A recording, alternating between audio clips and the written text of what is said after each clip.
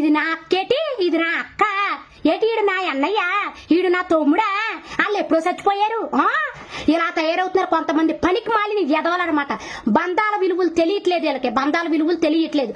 చిన్నప్పటి నుంచి ఏటి ఒక తల్లి కొడుకును పుట్టి, ఒక తల్లి రొమ్ము పాలు తాగి, ఒకళ్ళు కట్టుకున్న గుడ్లు ఒకళ్ళు కట్టుకుని, ఒకళ్ళు ఎంగిలి కూడా ఒకళ్ళు తిని, ఒకే రక్తంతో ఉన్న అక్కజెల్లులు అన్నదమ్ములు నండి ఆస్తుపాస్తుల కోసమే కొట్టుకు చచ్చిపోతున్నారనమాట. అమ్మ ఆస్తి నాకు కావాలి, నా పొలం అంతా నాకే కావాలి, నా పిల్లలు బాగుపడాలి, నేను బాగుపడాలి, ఆ నాశనం అయిపోయినా పర్వాలేదు అని చెప్పేసి ఎదురు బదురు ఉన్నా కూడా మాట్లాడుకోవడాలు మానేస్తున్నారు. వాళ్ళ కొంపలో పీరుగుపోయిందనుకో ఈడెళ్ళట్లేదు, ఈడు కొంపలో పీరుగుపోతే ఆడెళ్తలేదు.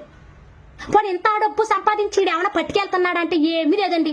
రోడ్డు ప్రమాదాలు జరిగి సడన్ గా చచ్చిపోవడం, లేదంటే హార్ట్ అటాక్లు వచ్చి చచ్చిపోవడం. పోయిన మనిషిని 24 గంటలు దాటితే కొంపలో ఉంచుతారా? నువ్వు ఎంత కోటేశ్వరుడు అయినా సరే ఈదులో వాళ్ళు ఉంచనివ్వరు, ఫ్లాట్ లో వాళ్ళు ఉంచనివ్వరు.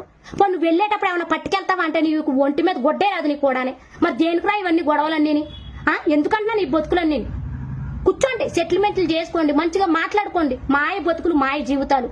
అర్థమైందా? మనం చేసుకున్న పాప పుణ్య అన్ని కూడానే మన పిల్లలకి మనకే తగులుతాయి. నిజంగా చెప్తున్నాను, మారండి. బంధాలు చాలా విలువైనవి అని చెప్పాలనిపిస్తుంది. మనం చెప్తే ఇన్ని రోజులు ఎట్టి ఏమన్నానే, మనం చెప్తే ఇన్ని రోజులా మనకి ఎందుకట్టా చెప్పండి.